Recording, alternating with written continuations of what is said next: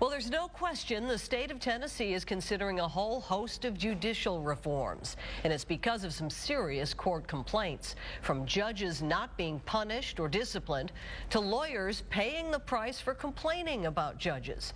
In fact, a case being decided right now speaks to the heart of this statewide controversy. Channel 4's Dennis Ferrier joins us now with the latest. Well, Demetria, lawyers can ask for a judge to recuse themselves, but what about the next judge or the judge after that? A Middle Tennessee lawyer is in the hot seat right now because she suggested 3 judges were inappropriate for different reasons, all in relationship to the same case. Was it outrageous or just the right thing to do?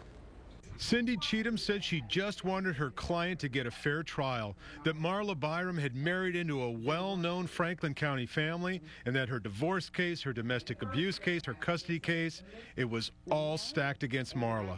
I couldn't even get an attorney in Winchester. I'd call trying to find an attorney just because I never had one.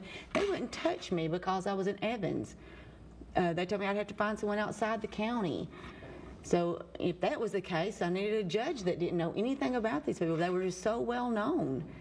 There's no way I could have got a fair trial, and I was so scared of that.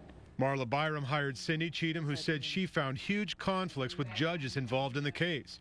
Cindy Cheatham filed papers with several complaints. One judge was lifelong friends with Marla's husband's family, Cheatham alleges. Another judge was good friends with Marla's husband's attorney. And then that judge appointed a 3rd judge to take his place. In Cheatham's mind, that alone made that judge inappropriate. Judges examining their own potential bias or prejudice is problematic.